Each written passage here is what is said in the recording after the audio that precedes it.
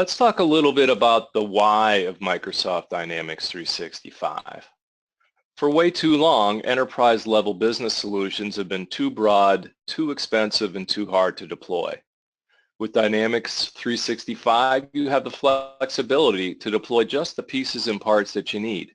For instance, customer service and sales, customer service, sales, and finance, etc. Another complaint customers had was that these systems were siloed with little interoperability or integration. Operations couldn't talk to service and repair. Sales and finance data were housed in separate databases. Email and calendar didn't sync with CRM. This wasn't just an inconvenience, but a pain point that produced a lot of workarounds, redundant data entry, spreadsheets that had to be shared. In short, a lot of headaches. Dynamics 365 changes all that, providing one connected platform for managing your internal and customer-facing processes. Dynamics 365 is very process-friendly, very customer-friendly. You don't change to adapt to the system. We configure the system to support and facilitate your specific way of doing business. With Microsoft Azure, Internet of Things, and Cortana Intelligence built in, your staff, your users can be guided to make the best decisions and take the right actions at the right time. Extensibility, it's built in, so you don't have to worry about outgrowing your system or your investment. Here you see all the processes and workloads you can manage with Dynamics 365. Again, one unified platform for managing all of your business, lead capture, sales and contracting, project management, customer service, service scheduling, dispatch, installation, repair, inventory management, finance, all under one roof. So based on the customer feedback we've received, you can look at these bullet points to see what some of the big wins are for users of Dynamics 365 customer service. I won't bother reading them. You're capable of doing that. And then some of the workloads we'll touch upon, review, or speak to, you can see below. Case management, queues, dashboards, knowledge base, SLAs, etc. And now I'm going to pass the presentation over to my colleague, Robert Harden. Please just give me a few seconds to make that change. Okay, Robert, I see your screen. Looks like we're on a dashboard. Yes. Good morning, everyone. Thank you, Mark. You're welcome. Could you maximize your screen? Sure. Thank you. Okay, so today we're going to walk through the service module in Dynamics 365. So you can see this is a service module here, and there's many other: sales, marketing, field service, project service, etc. So when we talk about customer service, all customer service requests are managed in relation to contact records or account records. And account records are simply customers. So if I go into service, I can access my account records. And so here's an account record. I could go ahead and create cases or view my cases that are associated with the account record here. So all cases are related to either a contact or an account. So the central record type in service is a case. So in other systems, they might be called tickets or incidents or that type of thing, but in CRM, they're called cases, or in Dynamics 365. So I'm going to create a case, go through creating a case here.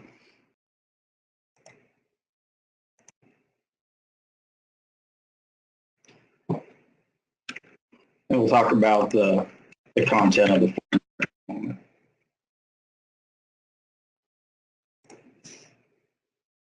So creating a case is as simple as that. So here you have basic information about the case. So you must have a case title. The ID is automatically assigned, and then it's associated with the customer. You could associate it with a contact as well.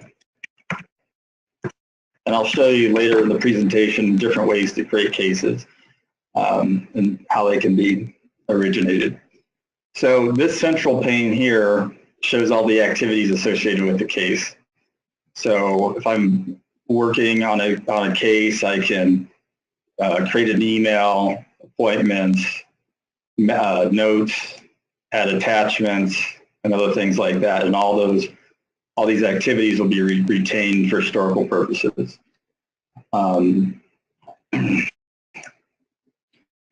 So you can also see recent cases. So I'll create a more realistic one in a bit. Other things that are important is with cases you have views. So here's all the active cases, which you have many default views, and you can create custom views easily as well using the customization functionality in CRM. I can search for cases here. There's also a global search function up here. It's another way that you can view things or search for cases. Normally it doesn't take so long. So I can access my cases this way. Another important feature is that you can create cases by converting them from activities. So activities, again, are tasks, emails, and that sort of thing. So here's my email account, and I sent from an external email account an email to myself here. And so what I can do is I can say track the case, and then the system allows me to convert the case, the email, into a case directly.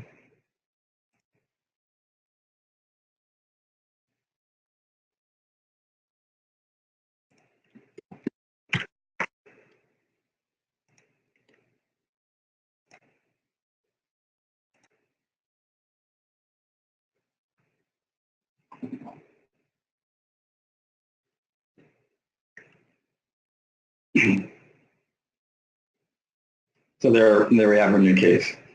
So you can also create them from other types of activities as well. So I'm going to go ahead and open one of these. Let's see.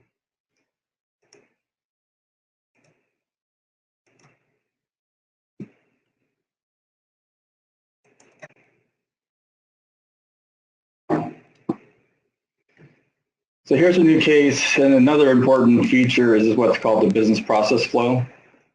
So these chevrons here represent stages, and you can customize these to control the flow of activities associated with this case.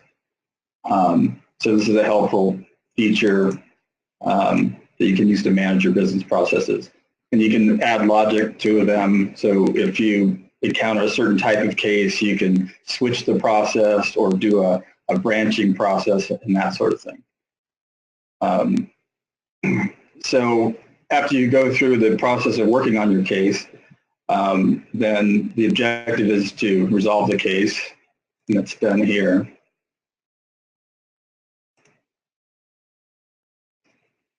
So I can add some additional information, add billable time. It's not directly integrated into an accounting system, but those integrations can be made. And so that's as simple as that to resolve the case. Other things that are interesting is that you can create case routing rules. So when a case is created, you can, I'll show you quickly here.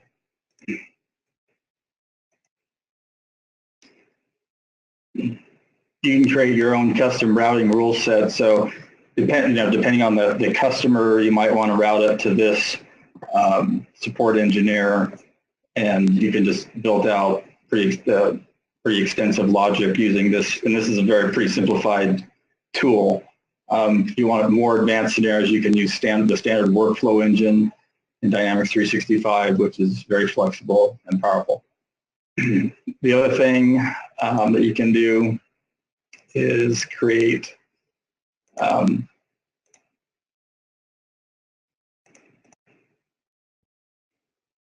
You can create child cases, or you can merge cases as well. And if you do those things, so this form, there's various sections here. And if you were to merge cases or create child cases, all that information will be displayed here. Sometimes you don't need all this detail, so you can hide these sections if you need to.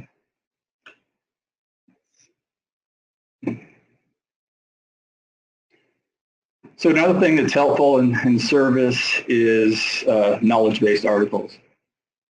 So the system enables you to create knowledge-based templates, and then you can, based on these article templates, and then based on these, you can associate these knowledge-based articles with cases.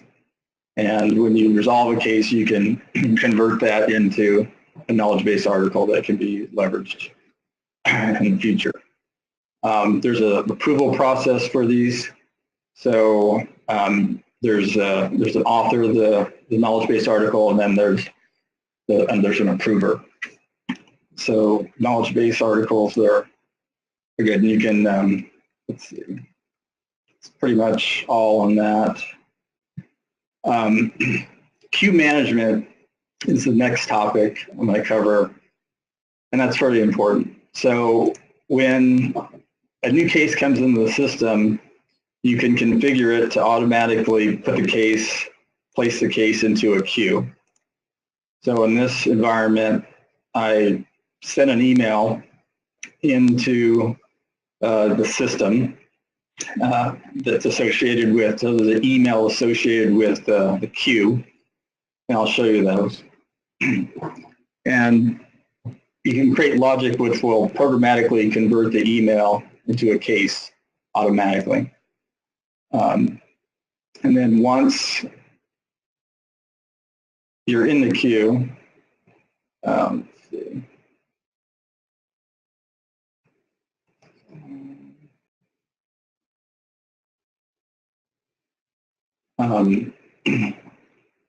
You can select the case to work on. And then you can also, if you want to pass it off to a coworker, then you could release the case as well. Let's see. So, yeah. Customer queue.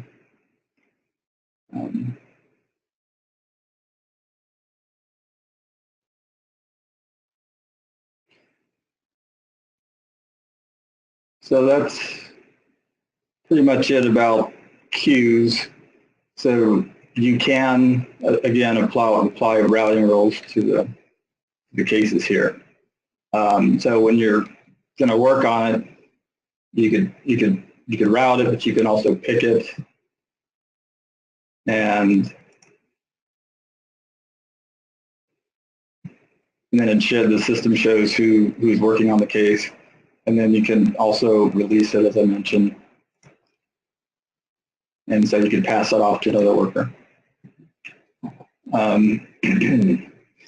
Another important feature in service are service level agreements. So these are agreements that you set up with your clients to agree to a certain type of response time. So we have clients that may, if they send in a case that we need to respond in 2 hours, or it might be 4 hours or 8 hours. But those are a useful tool. They're set up here in service management. And I'll show you what one looks like. So I have this critical service level agreement. And what you can do is create KPIs. So in this case, we want to be able to track the first response in a certain amount of time. So once the case has been assigned to a user, then they'll be sent a warning. Normally this would be something like 2 hours. We'll send you a warning, and then it'll track failures. So if you do not have your initial response with the client after 4 hours, then this KPI is created. And same thing for resolution. If there's some expectation that the case should be resolved within 3 days, then we keep track of those KPIs here. You can have more, you can create your own, and then they can be configured as well. So the logic is fairly simple. You set your failure or warning timers, and these timers are launched when a case is created and it's associated with an SLA. I'll show you an example of that in a little bit. But you can configure the logic to say, with these simple tools to define how you want your KPIs to work. So an SLA can be associated with a client, and that kind of brings me into the next topic, which are entitlements. And so entitlements are agreements that you set up with your clients to determine how cases are, if you have agreements for a customer to purchase a certain amount of cases, for example.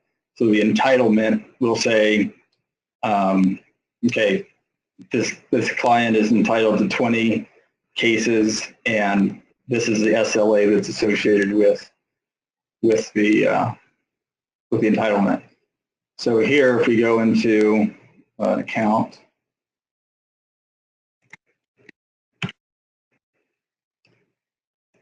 have this second record. So I have access to all these record types, and there's a lot, but here's the entitlements.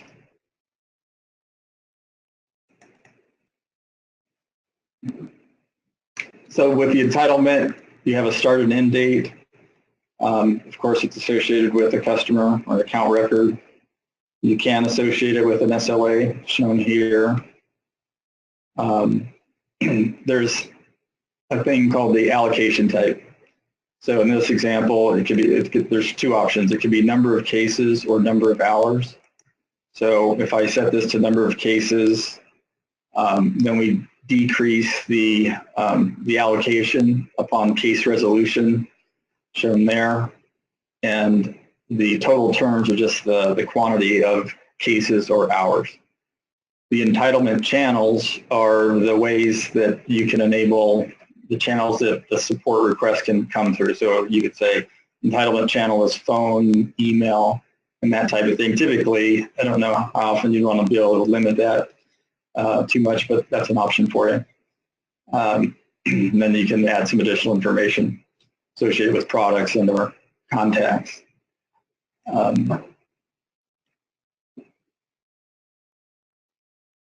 Let's see. So that's entitlements and SLAs. Let's see if I can show you what those metrics look like in one of these cases. So I sent this email case request in. Again, it was programmatically converted to a case, and then it launched these timers. So if I were to create a new one in a similar way, it takes a few minutes to email it and convert it, so I just did it in advance. But this will be a running timer. You can see exactly, and then if you complete the task as defined by the SLA, then it'll say completed successfully, and then all those metrics are maintained in the system and available to you in dashboards and reports. Another thing I wanted to show regarding the service module is a new user interface called the Interactive Service Hub. And you can access it directly with the URL, but you would go to settings and then Interactive Service Hub here. So this is kind of an interesting new user interface. And so these are called streams, and these are cards. And so, and it's a mirror image of the other user interface I was walking through. So all your cases will be here. As you can see, the user interface is a lot different. That timeline is similar to that center pane in the case record, standard record. This is the business process flow. I can have other details, case relationships, and service level agreements. And I can do all the same things. I can resolve my case and route the case. Here's another way. It's called quick create. If I wanted to do that, a simple way to create a new one. I have some other interesting features here. So these are the streams, but I also can change it. These are filtered views here. So I can use this to just filter the critical cases. And I can clear that filter by doing that. Or I can look at my cases by account or origin. So here's all my phone cases. I also can add additional filters here. You can see there's quite a long list here, but if I just pick these, I can add additional filters that are convenient. So I can go back out of there. And it also comes with these two dashboards. So the idea is out of the box that the service request would come in, the organization would be handled by sort of tier 1 support. And then there's a tier 2 dashboard, but let's see. So here's an example of just a different dashboard. These are called tiles, and it keeps record counts of things that are related to your customer service activities. And again, these areas here are just additional filters. These cards can be color coded based on their status or other criteria. So in this case, these are critical, so they have a red stripe there on the side. You can also easily create your own custom dashboards. So here's a simple example, but doing something like this, it only takes a few minutes. I think I did this in maybe 15, 20 minutes or something, maybe less. So that's the Interactive Service Hub. It's going to be interesting to see how popular this becomes. It seems like a lot of customers are still using the standard user interface. There's also another thing which I don't have installed called the Unified Service Desk, and that's another feature that is a different user interface. It's for call centers, and you have a client installed locally. It can use that would be for another session though. Another thing that's useful are the dashboards. So I'm going to move out of here in service and go to your dashboards. So here's an example of a out-of-the-box dashboard, and there's quite a few that are shipped with the product. Let's see here.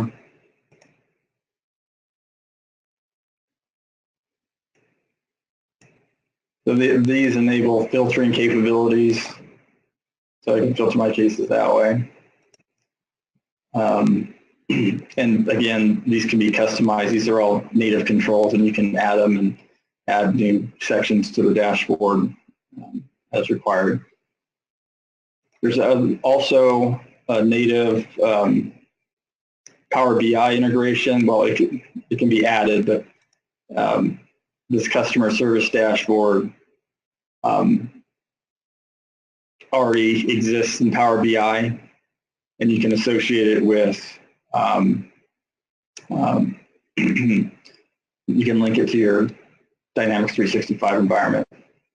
And these are interactive. You can drill down into them. It's pretty nice out of the box.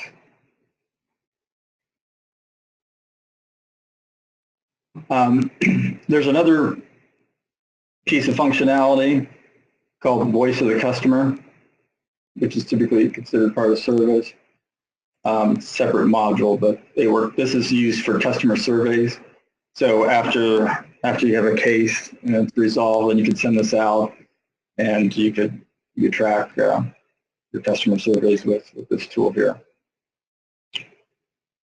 Another interesting feature that's related to customer service is the customer portal.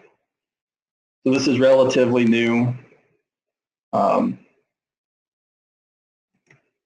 this portal is it is a solution that's linked to your Dynamics 365 environment through the Office 365 Admin Center. And what you can do is create invitations and send them out to individual contacts that are related to your customer records or your accounts. So in this case, I logged into the customer portal. You can customize this thing fairly easily, and you could surface your knowledge-based systems to the client if you wanted to. It's an option. That's what you do here. So I created a couple of cases earlier, so the client can come in and view all their cases.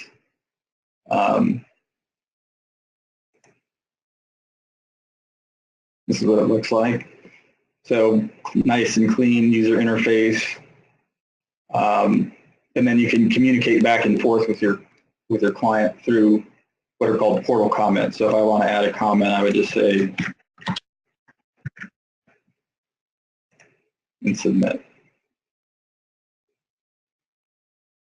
Then the history, then the customer service or the support engineer will see this comment in their information pane in the middle of the form, and then they can respond from the regular CRM user interface, and then all the comments can be will be shown here. So that's fairly simple. If I want to create a new case,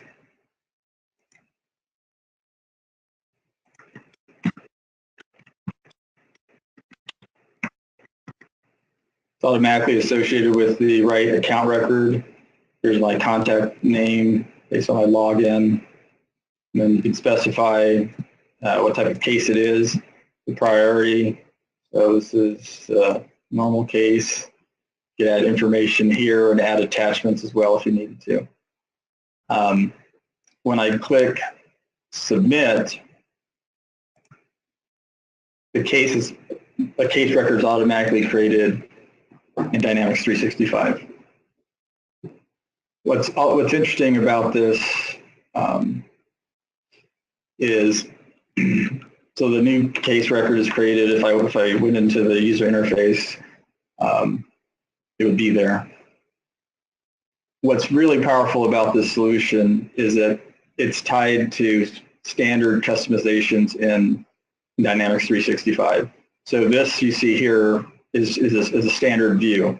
So without being a developer or being some kind of web designer or web developer, I can go in and modify the view in CRM, publish it, and it will come out and render in the portal correctly.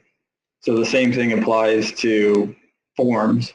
So if I wanted to add, in the future, this is our real environment. In the future, we may want to require that our clients submit more information when they create new cases. And then so I could just go into the standard customization area in CRM, go into the case form. It's called the web case form. And I could add as many fields as I needed to, which is very powerful, very powerful in terms of what was required to do similar things in the past using web development.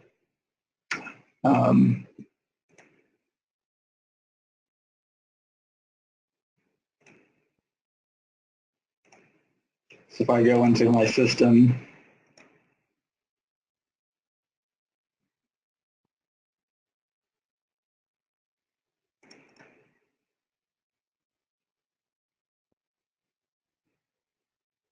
there's the case that I created. Then if I needed to, I could create a portal comment. Say,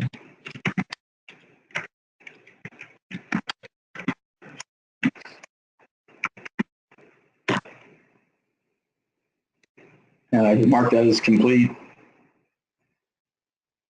And then I would push that back into the portal.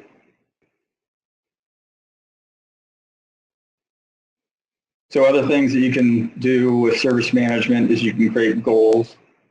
So if you have a certain amount of cases that you would want your support engineer to resolve in a month, you could create goals, and then the system will track your performance against those goals and render them in a dashboard. Of course, you have a number of standard reports that ship with the system.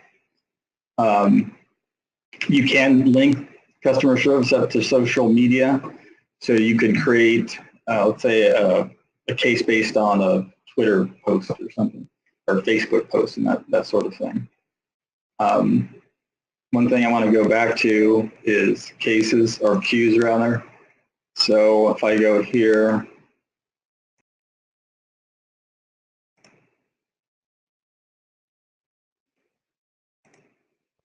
so I can create a new queue, and it can be public or private. So if you have a private queue, you can associate your, or you can determine who can view the records in that queue. The items within the queue are just simply called queue items. So when you receive an email, you can assign, when you assign it to a queue, then you also would set the system up to automatically create a queue item. And that's how you're able to see it in the queue.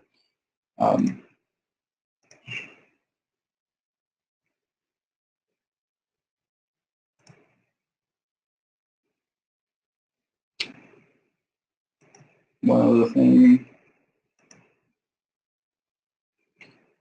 So this automatic record creation update rules.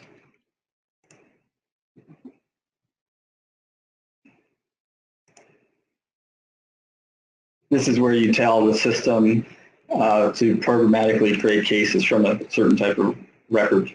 So you can say, create the case from a phone call, an email, an appointment, service activity, a task, or a social activity. That would be Facebook, that type of thing. This is basically a front end for the workflow engine, which just makes it simpler to configure. And here's an example of one that I set up. And you could define rules, and the system will, when a new record comes in this case email, it'll evaluate each of these, and then when the criteria is met, it'll stop and create the record and say, this was a standard case, so I programmatically assigned a standard SLA. And so a power user can set these up pretty easily. I think that is pretty much all I was going to show today.